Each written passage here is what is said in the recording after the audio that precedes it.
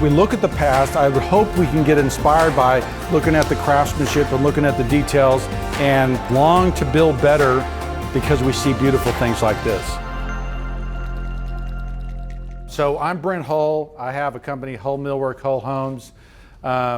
We do architectural millwork, we do custom home building, and I'm a historic geek, and so we are doing these buildings and brews just to get together, talk about building and historic building in general. Just, I love it, and so I'm going to talk about it, and if I talk too long, get more beer. Trying to think if I forgot anything. All right, so today we're doing the federal style. What's that? Oh, yeah. I am on the Instagram, Hull Millwork, Hull Homes, and also if you're on YouTube, you can do the subscribe button. So we're always pushing out new content and stuff like that. We're doing the federal period, okay? And if this is your first time, we did the Georgian period last time, and it's on YouTube live, and you can actually go back and watch that again. We are kind of in here now, okay? So this is my American architectural history deal. We talked about the Georgian period last time. We're now moving forward into the federal period. The federal period is kind of after the Revolutionary War into the 1820s. So we're early 1800s. We got the War of 1812, fight with Britain. That has some consequences. We've got the Louisiana Purchase. Right happens in 1803. Our country grows by a ton, and so there's a lot of cool stuff happening here. And we're gonna talk about all that. Named after federalism, kind of the main governmental body at the time, the Federalist Papers. If anybody Hamilton fans here, I was going to sing a Hamilton song. I won't. But that was kind of the federal style. It's really neoclassical, okay? And we're going to talk about what neoclassical is and why it's new classicism. Adam-esque, we're going to be talking about Robert Adam, the English architect who kind of launches all of this and why it's launched. Thomas Jefferson, not really federal in styling, but certainly parallel here. Going along here, he's a very important person in the architectural history of America at that time, and so he's definitely someone we need to study and talk about. His buildings aren't necessarily federal, but they're built at the same time. Jeffersonian architecture you may have heard of. It's all part of this period. The builder, each time we do one of these, we talk about a famous builder. The famous builder this time is going to be a guy named Samuel McIntyre. Last time we talked about William Buckland out of Maryland. This time it's Samuel McIntyre. A wonderful gentleman, and he really just a class act. And then as far as the building trade, the lost art of building, last time we talked about masonry, and so this time we're going to talk about woodworking, joinery, carving, all that kind of stuff. So, should be awesome. America, what's happening in the 1800s, right? You've got the population swelling, the country's really growing. Part of it's growing because we just purchased half of it, of what the United States is today in the Louisiana Purchase. The top city now is New York. Remember last time in 1760 is Philadelphia.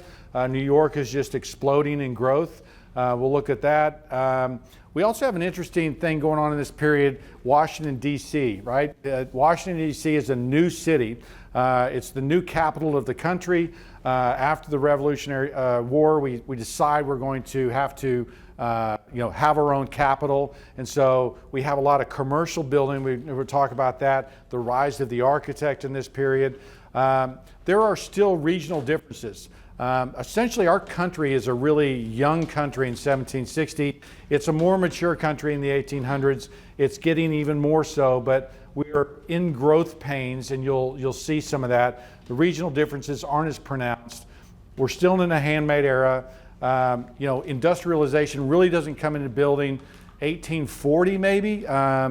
Steam planing mills are 1840-ish, and that kind of thing where it starts to introduce industrialism into building. So it doesn't really happen yet. And building skills are growing more specialized at this time, and we'll talk about that. Population now in 1800 is 5.3 million. It was 1.5, so we've tripled in growth. Look at New York. It was 14,000. Now it's 60,000. Philly kind of doubles in growth. Baltimore is now up in the top 5 or 10. Boston doesn't grow that much. We're going to talk about Salem, kind of an interesting story talking about Salem, Mass.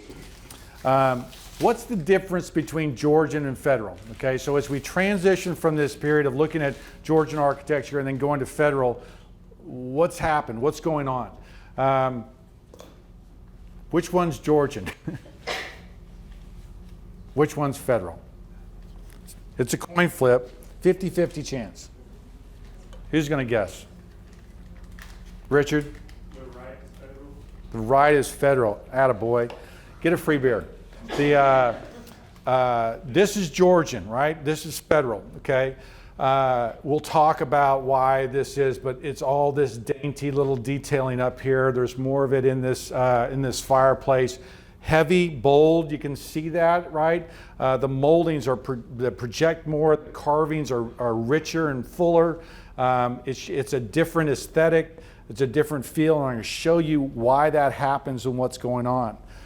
Same thing here. This is a 1760s Pennsylvania, Philadelphia, wonderful house. This is another Samuel McIntyre house, just more refined, more dainty, more careful, Georgian versus Federal. Federal architecture looks like this, right?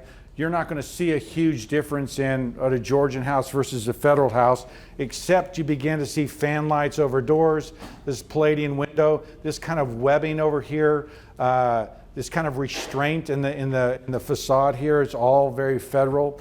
I'm talking about a guy named Charles Bulfinch out of Boston. He designed the State House there. I talked about Thomas Jefferson and Monticello. Of course, the masterpiece of UVA and the lawn there. There's a great house in Baltimore we're going to look at briefly. It's called the Homewood House. Has this kind of detailing. It almost looks like Wedgwood furniture or Wedgwood pottery, right? And then this crazy stuff, right? This is Robert Adam, okay? Now, where did he get this idea? Well, why is he doing that? We're going to talk about all that.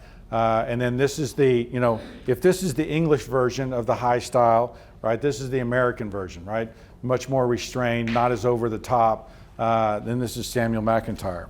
We're going to look at a few rooms from Winter Tour. And so, this period, if you want to walk up to a house and you're wondering whether it's Georgian or Federal, you can look at things like the fan lights, leaded glass around the doors. You'll notice that the architectural features are more dainty and not as heavy and bold. We'll talk about why moldings change from these thick, heavy Georgian moldings to these very fine Federal moldings. Everything's still handmade. This is a typical Federal house. This is Homewood House. This is John Hopkins in Maryland. Notice, okay, that it's still very classical, very symmetrical still. We've got this main body, we've got the wings, right? Remember talking about the Palladian plan where it's main body, the wings that go out. We looked at Drayton Hall and kind of the original plan for that. Mount Vernon has the same thing with the wings that go out, right? So it's still very classical, but it's when we get up into the details and we look at the columns and this kind of fan light is so typical Federal. It's just, it is, right? Notice how dainty these details are up here. This kind of decoration is very different from the kind of things we saw from the William Buckland house in Annapolis. The moldings down the hall, right? Looking at this area and kind of a tighter view of it, these very, very small, the size and scale is really shrunk down, but this kind of detailing is all very typical Federal. The colors too. You'll see these blues and pinks and these kind of crazy colors in that historical era. It's all part of that. What are carpenters doing? What are craftsmen doing at the time? The Carpenters Company is something we studied last time. They started in 1724.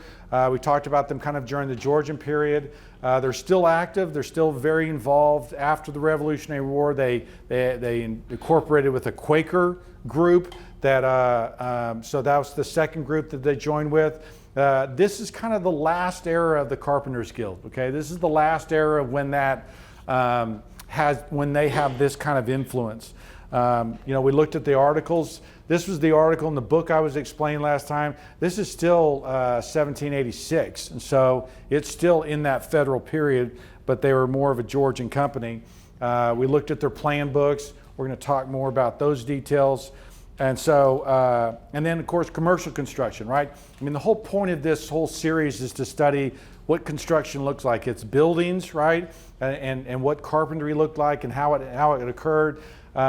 Commercial construction, the rise of Washington, D.C.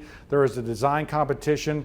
A nobody, a gentleman architect, a guy named William Thornton, designed it and won the competition. So it's kind of crazy. So that's what's going on. That's the world of 1800, right? That's the kind of, there's buildings still going on. We've come out of the Revolutionary War. There's growth happening. The country's exploding. Some parts are growing faster than others.